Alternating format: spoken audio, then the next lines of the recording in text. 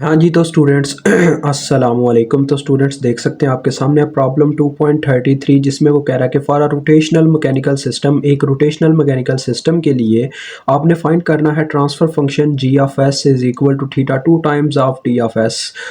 अब बटे में है टॉर्क और ऊपर हमें एंगुलर डिस्प्लेसमेंट दिया गया है। तो यहाँ पे सीधी सी बात है बच्चों, देखो रोटेशनल मैकेनिकल सिस्टम जो है मैंने आपको एग्जांपल्स में समझाया था। तो जिन बच्चों ने गौर से समझा है उनके लिए तो काफ़ी बेहतरीन है, लेकिन जिन्होंने थोड़ा सा कह लें वहाँ पे अपनी तरफ से वीकनेस दिखाई है वो यहाँ पे मार खाने वाले हैं। तो थोड़ी सी गुजारिश है उनसे मेरी तरफ से भी कि एक दफ़ा जाके वो वीडियोस देख लें, अदरवाइज़ यार उनके लिए काफ़ी मुश्किल हो जाएगा। तो सबसे पहले तो मैं इनकी चीज़ों के बारे में आपको बता दूं कि इनका मतलब कि फोर्सेस की बजाय टार्क्स लिखे जाते हैं, ठीक है जी, क्योंकि ये एंगुलर फॉर्म में आ जाते हैं। हम यहाँ पे डिस्टेंस बच्चों हम इस तरह से लीनियरली तय नहीं कर रहे होते। ये आपको समझ आ रही होगी मेरी बात की, मतलब ऐसे डिस्टेंस कवर नहीं हो रहा, ऐसे डिस्टेंस कवर हो रहा है। ये देखें, ये पेंसिल एंगुलर तौर पे घूमती जा रही है एक ही जगह पे। लीनियर लीनियर पे देखा जाए ना तो ये अपनी जगह पे क्या है, कायम है, अपनी जगह से हिल भी नहीं रही। लेकिन ये एंगुलर फॉर्म में 360 डिग्री 240 डिग्री पता नहीं कितने डिग्री कवर करती जा रही है, ठीक है। This is called rotational mechanical system. तो ये चीज़ है देखें, आपके लिए एक्सप्लेन भी किया। अब ये कुछ कंडीशंस होती हैं इसके अंदर, आपको मतलब कि पता होना चाहिए। बच्चों देखो, ये जो डैम्पर है ना, डैम्पर डैम्पर की ये फर्स्ट इक्वेशन है, जो आपको मतलब कि डैम्पर का साइन भी ऊपर चल रहा है वो भी दिखा देता हूँ। ये देखो, ये डैम्पर है। ये आप देखते हैं ट्रांसलेशनल मैकेनिकल सिस्टम में इसकी कोई और इक्वेशन होती है, लेकिन रोटेशनल में इसकी ये इक्वेशन होती है बच्चों टाइम डोमेन में, ठीक है।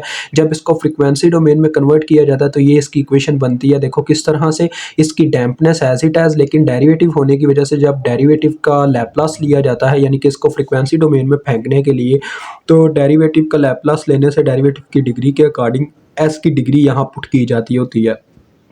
तो देखें, डेरिवेटिव की जो डिग्री है वो 1 है, यानी 1 टाइम्स डेरिवेटिव है, तो डेट्स वाई एस यहाँ पे 1 टाइम आया। और साथ में थीटा लैप्लास की वजह से यहाँ पे टाइम डोमेन से फ्रीक्वेंसी डोमेन में चला गया, ठीक है। उसके बाद ये स्प्रिंग की हमारे पास इक्वेशन है, वहाँ पे होती थी के एक्स, यहाँ पे होती है के थीटा, ठीक है। तो यहाँ पे यानी कि डेरिवेटिव की डिग्री 0 है, डेट्स वाई यहाँ पे एस तो नहीं आया, लेकिन लैप्लास लेने से ये थीटा जो है सिंपली कन्वर्ट हो गया टाइम डोमेन से फ्रीक्वेंसी डोमेन में, ठीक है। उसके बाद ये बच्चों हमारा वो एंगुलर बॉडी है जिसको हम मतलब रोटेट करवा रहे हैं, वो बॉडी है, ठीक है। जब वो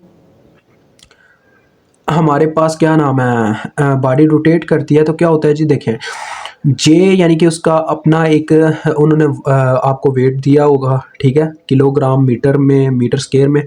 तो वो यहाँ पे पुट की जाएगी वैल्यू, और डबल डेरिवेटिव आ जाता है क्योंकि उसके ऊपर इनर्शिया के ऊपर हमारा ग्रेविटी का एक फोर्स लगता है, टॉर्क मतलब जनरेट होता है। तो लिहाजा उसकी वजह से हमारे पास ये इक्वेशन जनरेट होती है। जैसे आपने ट्रांसलेशनल में देखा है फिजिकल टू एम में जनरेट हो रहा था, तो यहाँ पे फिर ये चीज़ आ जाती है हमारे पास। ये जब बनता है तो देखिए, जब इसको कन्वर्ट किया जाता है लैप्लास की मदद से फ्रीक्वेंसी डोमेन में, तो डेरिवेटिव की डबल डिग्री है, यानी कि 2 टाइम्स ऑफ डेरिवेटिव है। तो जब इसको देखेंगे तो फिर एस का भी 2 टाइम आएगा, देखिए एस स्क्वायर आया, ठीक है।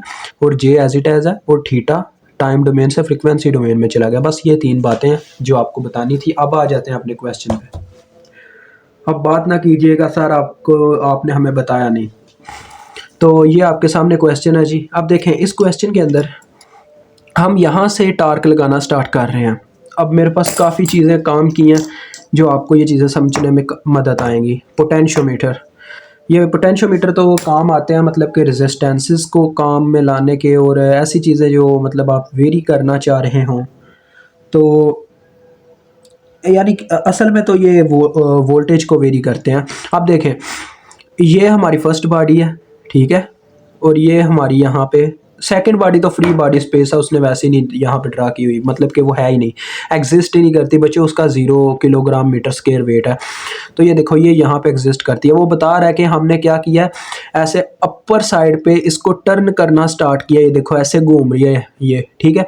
जैसे ही ये रॉड घूमेगा, ठीक है, ये रॉड घूमा, इसके साथ क्या हुआ, इसने इस डैम्पर पे भी कुछ एनर्जी डिसिपेट की, मतलब कि कुछ ज़ाया की, इस पे भी मतलब कुछ एनर्जी लगाएगा ना, इसके घूमने से ये रॉड के साथ वायर भी घूमेगा। उसके बाद इसी वायर पे एनर्जी लगती लगती स्प्रिंग पे लगेगी, इस पे भी लगेगी, इस डैम्पर पे, और आगे ये इस डैम्पर पे लगाएगी। यानी कि सबके ऊपर एक एक एनर्जी ट्रांसफ़र हो रही है, हर एक चीज़ एक एनर्जी को महसूस करेगा। बट देखो अब यहाँ पे एक क्वेश्चन आता है, सर वहाँ पे जो चीज़ें रोटेट कर रही हैं उनके बारे में बताया गया कि एक एंगल है, वो एक एंगल के साथ रोटेट कर रही हैं। यहाँ पे कोई एंगल नहीं है, यहाँ पे भी थीटा 2 होगा? बिल्कुल नहीं, ऐसा नहीं होगा। यहाँ पे होगा थीटा 1 बच्चों। यहाँ पे हम थीटा 1 ले लेंगे, यानी कोई भी एंगल ले सकते हो, थीटा 3 ले सकते हो, 4 ले सकते हो, लेकिन आपने एक एंगुलर डिस्प्लेसमेंट बताना है कि यहाँ पे जो भी डिस्टेंस कवर होगा ना, उसको हम चले थीटा 1 के नाम से जान लेते हैं, ठीक है, हम उसको ऐसे कह देंगे। तो ये चक्कर होता है, ऐसे मेंशन करना है आपने। ये क्वेश्चन का हिस्सा नहीं था, ये हमने खुद से ऐड किया, तो ये करना पड़ता है। अब आपने ना अब कुछ बच्चे होते हैं वो यहाँ पे भी फंसते हैं कि सर फिर ये जो सेंटर वाला हिस्सा है ये थीटा 1 के घेरे में आएगा या थीटा 2 के घेरे में जाएगा, या इसके ऊपर भी कोई नया थीटा लगाना पड़ेगा। ये ऐसा कोई चक्कर नहीं है यार, देखना काफ़ी ईजी होगा। अब बच्चों हम बाय इंस्पेक्शन मेथड यहाँ पे भी इक्वेशंस लिखेंगे, ठीक है। मैं ज़्यादा बाय इंस्पेक्शन मेथड को इसलिए बच्चों तरजीह देता हूँ क्योंकि ये थोड़ा इजी रहता है आपको भी समझाने के लिए, नहीं तो मुझे वो शेप्स ड्रा करनी पड़ती हैं फ्री बॉडी डायग्राम वाली, जिनको नहीं समझ आती, मतलब कि जिनका दिल करता है कि बाय इंस्पेक्शन से नहीं सर हमने लिखनी, हमने दूसरे मेथड से लिखनी है, वो हमारी एग्जाम्पल जाके समझ सकते हैं, वहाँ पर मैंने दूसरे मेथड से समझाया हुआ है। तो देखो पहले मैं इस बॉडी की बात करूँगा, इसमें भी बच्चों बॉडीज़ बात होती है। ये हमारी J1 है, ये हमारा J2 है, यहाँ पे फ्री बॉडी J2 है, ठीक है। लेकिन हम थीटा 1 की फॉर्म में इक्वेशन लिखेंगे। देखें पहले मैं इक्वेशन लिखने लगा हूँ थीटा 1 की, यानी कि जहाँ एंगुलर जो चीज़ एंगुलर डिस्प्लेसमेंट तय कर रही है थीटा 1 की फॉर्म में, उसको हम लिखेंगे। तो थीटा 1 ऑफ एस इनटू, आपको पता है बाय इंस्पेक्शन का मतलब है, यानी जो मतलब एक चीज़ के लिए पॉजिटिव डिस्टेंस होगा ना, जैसे हमने वहाँ पे कभी x1 पॉजिटिव ले रहे थे, कभी x2, कभी x3, तीन इक्वेशंस होती थी जिसमें जो पॉजिटिव है बस वही पॉजिटिव है, बाकी सारे नेगेटिव हैं। तो देखें ये थीटा 1 ऑफ एस आ गया, ठीक है। अब ज़रा गौर से देखिएगा, ये फ्रीक्वेंसी डोमेन में लिखना सब कुछ। अब बच्चों ये इस बॉडी की बात हो रही है क्योंकि हम J1 के लिए फर्स्ट इक्वेशन लिखने लगे हैं, ये हमारा J1 है। तो देखो अब इसके ऊपर क्या क्या चीज़ आ जाती है, ये जो हमारा रॉड है, इस रॉड के घेरे में एक तो ये आ रहा है, ये आपको नज़र आ रहा है, ठीक है। उसके बाद ये दो चीज़ें आ रही हैं यार, अब आपको क्या कहूँ, ये देखो कहना क्या है, अब आप की जिम्मेदारी उठाई है तो आपको समझाना तो पड़ेगा। ये J1 है, ठीक है। ये फ्री स्पेस बॉडी डायग्राम है एक बच्चों, यहाँ पे भी ये बॉडी कह लो, ऐसे ही एक पूरा रॉड पड़ा हुआ है, ठीक है। तो इसको J2 कहा जाता है, बट वो 0 के इक्वल है, मतलब ना होने के बराबर है। तो मेन चीज़ ये है। अब मैं चलें आपको ये चीज़ें रख के बता ही देता हूँ क्योंकि ऐसे आपको समझ नहीं आनी। ये देखें एक ये पड़ा हुआ है और एक ये है आपका, ओके हो गया। अब ज़रा देखो ये जो रॉड है बच्चों, इसकी मतलब कि पकड़ कहाँ तक है, मतलब इसकी वायर कहाँ तक जा रही है, ये देखो यहाँ तक आ रही है। मतलब कि ये इसको अगर यहाँ पे भी रख दूँ, यहाँ पे डायरेक्ट ही अटैच करवा दूँ, बात एक ही है। तार को यानी कि बीच में से कट करके डायरेक्ट भी अटैच करवा दूँ, बात वही है। यानी ऐसे ही है, यानी J1 यहाँ पे ही पड़ा हुआ है एक लिहाज से, ठीक है। अब देखो ज़रा इन दोनों के दरमियान क्या चीज़ कॉमन है, ये इतना एरिया, ये आप देख सकते हैं, ठीक है। ये एरिया कॉमन है। तो अभी आप J1 के लिए इसके लिए लिख रहे हो, इस पोटेंशियोमीटर के लिए यानी इस बॉडी के लिए, तो आप अभी इस बॉडी के लिए सारे टार्क्स लिखोगे। देखो पहले नंबर पे तो इसका अपना इनर्शिया का टार्क जो इसकी बॉडी के ऊपर लगेगी, फोर्स ऑफ इनर्शिया, ठीक है बच्चों। तो वो आप लिखोगे, क्या फार्मूला था उसका, J साथ में डबल डेरिवेटिव ऑफ थीटा था, लेकिन जब हमने उसका लिया लैपलास तो वो क्या हो गया, एस स्केयर जे और साथ में theta of S. Theta of S हमने कॉमन लिया हुआ है तो एस स्केयर जे लिखना है। जे की क्या वैल्यू है बच्चों, 1 kg, यानी सिर्फ 1 है। तो देखो 1 के साथ जब एस स्केयर ज़रब खाएगा तो क्या रह जाएगा, सिर्फ एस स्केयर। तो बस आपका आ गया यहाँ पे एस स्केयर, ठीक है। अब आगे देखो, अभी इसी के अंदर अंदर ये भी आता है, ये नीचे जो लगा हुआ है ना अब इसको ऊपर करना पड़ेगा ऐसे, ये देखो, ये जो नीचे लगा हुआ है ना डैम्पर, ये सिर्फ J1 के लिए वर्क कर रहा है। देखो इसका जो दूसरा हिस्सा है ना, यानी कि दूसरा तना है, वो बॉडी जो है वो वॉल के साथ कनेक्टेड है। एक साइड से वो वॉल के साथ कनेक्टेड है, जबकि उसका दूसरा सिरा जो है वो J1 के ऊपर वर्क कर रहा है, मतलब कि J1 के साथ वर्क कर रहा है एनर्जी डिसिपेट। तो डेट्स वाई ये सिर्फ J1 के लिए वर्क कर रहा है। ये किसी दो बॉडीज़ के दरमियान कॉमन नहीं है, ये सिर्फ J1 के लिए है। तो ये J1 के लिए आ जाएगा, यानी कि θ1 के लिए वर्क करेगा। तो इसकी वैल्यू 1 है। ये एक डैम्पर है, तो डैम्पर का क्या फार्मूला था, S D theta of S, यही फार्मूला था ना। डी की वैल्यू यहाँ पे 1 है तो एस साथ में मल्टीप्लाई हुआ, और थीटा कॉमन है तो सिर्फ एस ही अंदर रह गया। ठीक हो गया।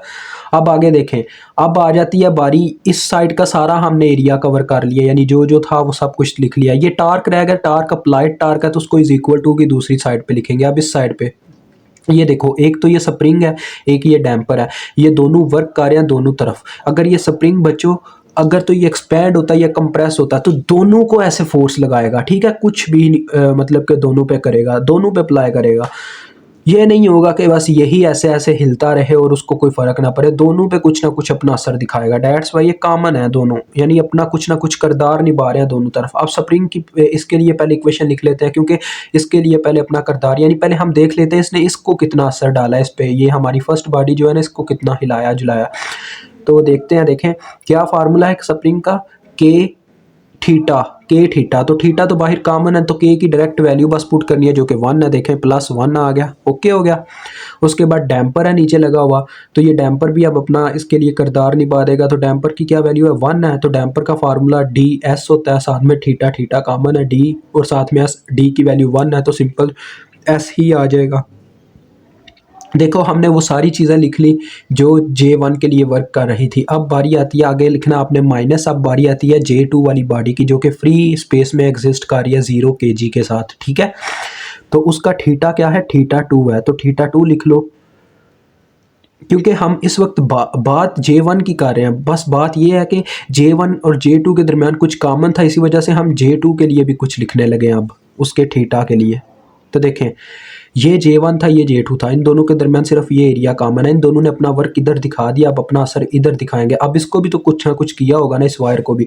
तो क्या आ जाएगा, देखो फर्स्ट नंबर पे ये स्प्रिंग अपना वर्क दिखाएगा इसके लिए, लेकिन इस दफ़ा इसका थीटा होगा θ2। पहले वहाँ पे जो था ना उसका θ1 था, अब θ2 है इसका, तो आएगा के θ2 ऑफ एस।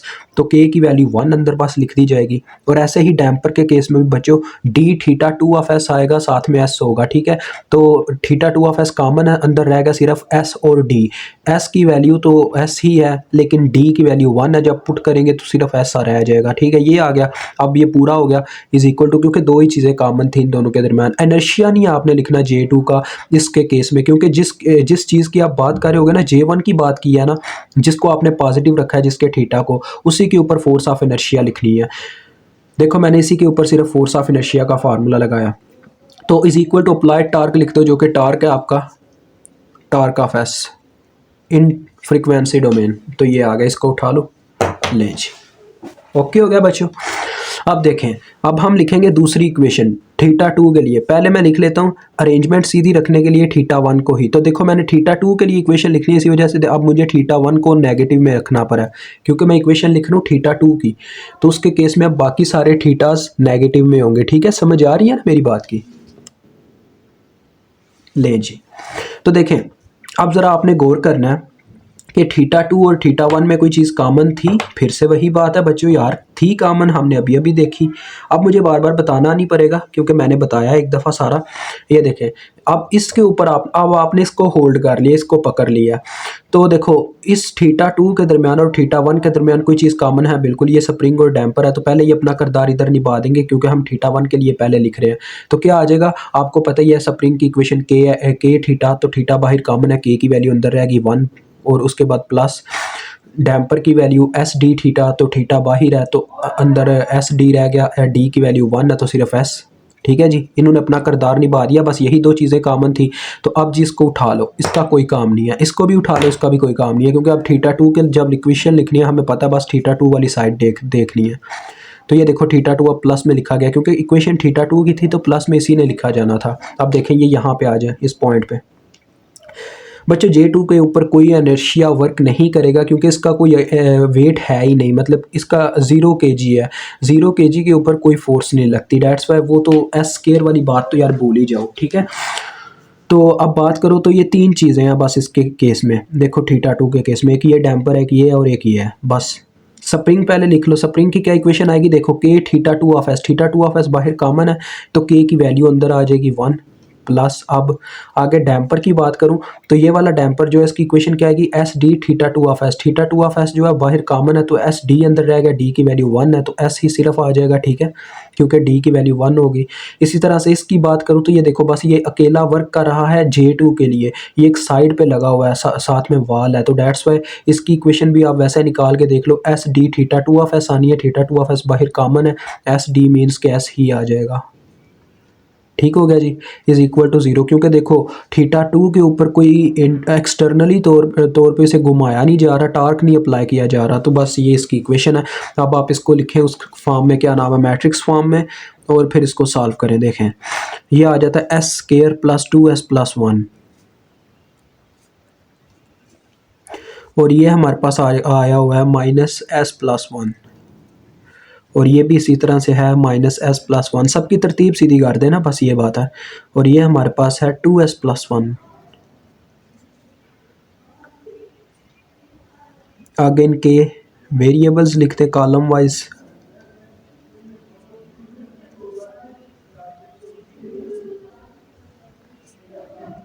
ठीक है जी, ये आगे मैट्रिक्स फॉर्म में।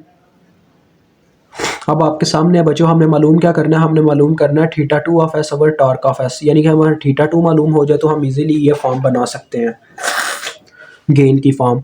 तो हम θ2 को ही मालूम करेंगे, तो θ2 को मालूम करने का तरीका आप सभी जानते हैं, ऊपर θ2 का डेरिवेटिव होना चाहिए, नीचे θ2 का ऊपर θ2 का डिटर्मिनेंट होना चाहिए, नीचे ओवरऑल डिटर्मिनेंट होना चाहिए। तो θ2 का डिटर्मिनेंट कैसे निकालेंगे, आपको मैंने बताया था, सिंपल सी बात है, जिस चीज़ का आप डिटर्मिनेंट लेना चाहते हो, देखो वो कितने नंबर पे लिखी हुई है, ये दूसरे नंबर पे लिखी हुई है, तो दूसरा कॉलम यानी उस कॉलम को आपने एक्सचेंज कर देना इज इक्वल टू वाले कॉलम से, ये फार्मूला था। तो ये आ गया देखो S square plus 2S plus 1, और नीचे माइनस S प्लस 1, और ये आ गया जी देखिए टॉर्क ऑफ S, और ये 0। देखो दूसरा कॉलम रिप्लेस कर दिया, बाकी एज इट एज था।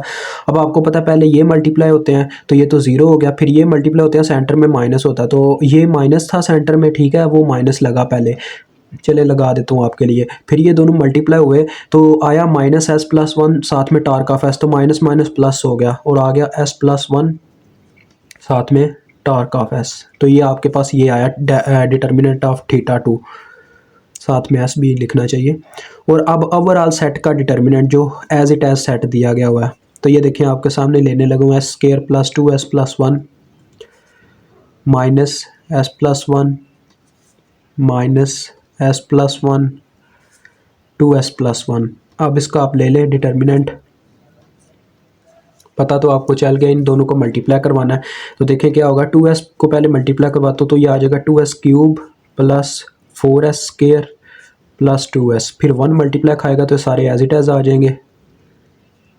फिर आपको पता है सेंटर में माइनस एग्जिस्ट करता होता है, और ये इन दोनों को मल्टीप्लाई करवाऊँ तो होल का स्क्वायर आ रहा है, S प्लस 1 होल का स्क्वायर, उसका formula A plus b whole का स्क्वायर आपको पता क्या होता है, A का स्क्वायर प्लस B का स्क्वायर प्लस 2AB, तो माइनस की वजह सारे माइनस में चले जाएंगे, यानी कि माइनस A का स्क्वायर मीन्स के माइनस S का स्क्वायर, माइनस B का स्क्वायर मीन्स के माइनस 1 का स्क्वायर, माइनस 2AB मतलब कि माइनस 2S आ जाएगा। ये फार्मूला बनेगा, इसके अकॉर्डिंग देख लें आपको क्या मिलता है। ये 2S से गया,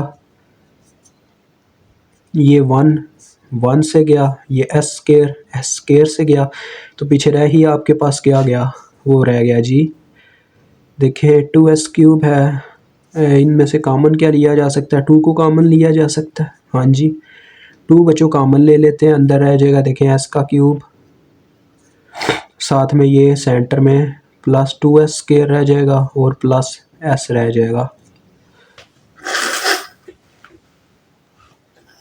तो मेरे ख्याल में इसको भी और मज़ीद सिंप्लीफाई किया जा सकता है उस फॉर्म में सेटिंग करने के लिए, यानी कि कुछ खास बनाने के लिए। देखो बच्चों अगर इसमें से S भी कॉमन निकालूँ ना तो अंदर बन रहा है S का स्क्वायर प्लस 2S प्लस 1, तो ये होता है किसका फार्मूला, चले एक दफ़ा मैं यहाँ पे लिख देता हूँ वैसे, फिर आपको वैसे ही समझ आ जाएगी। देखें ये आ रहा है अंदर एस का स्केयर प्लस, क्योंकि एक एस कॉमन ले लिया और यहाँ पे 2s और यहाँ पे 1 रह गया, और ये होता है a का square plus 2ab plus b का स्केयर, यानी a प्लस b होल का स्केयर से लिखा जा सकता है। तो यही हम करेंगे। तो देखो अब हम θ2 ऑफ एस निकालेंगे। देखें फार्मूला क्या है, डिटर्मिनेंट ऑफ θ2 ऑफ एस ऊपर रखो यानी कि s+1, साथ में टॉर्क ऑफ एस ऊपर आ गया, बटे में रखो ओवरऑल डिटर्मिनेंट जो कि आपने निकाला ये 2s, साथ में आपके सामने मैंने आपको बोला ये फार्मूला किस चीज़ का है, s+1 होल का स्केयर यानी कि a प्लस बी होल का स्केयर है ये फार्मूला जिसका बनता है, a का square plus 2ab plus b का स्केयर है ये। तो लिहाजा देखो ये इसके साथ कटेगा, ऊपर 1 रह गया और नीचे ये टर्म, तो टी ऑफ एस उधर बटे में चला गया। नेक्स्ट स्टेप में आपके पास आ जाएगा, देखें यहाँ पे नेक्स्ट स्टेप लिखता हूँ मैं, θ2 of s over torque of s is equal to आपके पास आ जाएगा जी 1 ओवर, देखें एक तो ये काट चुका होगा, पीछे रह चुका होगा 2s इंटू एस प्लस 1, तो अंदर ज़रब करवा दो, 2s को s के साथ ज़रब दी तो 2s का स्केयर आ गया प्लस 1 यानी कि 2s। ये चीज़ अगर सिंपल उसी फॉर्म में रहने दो तब भी ठीक है, यानी कि इस फॉर्म में भी रहने दो तो काम चलेगा, ये फॉर्म बच्चों ठीक है। तो ये आपका आंसर आता है, मुझे उम्मीद आपको समझ आ गई होगी। खुदा हाफिज़।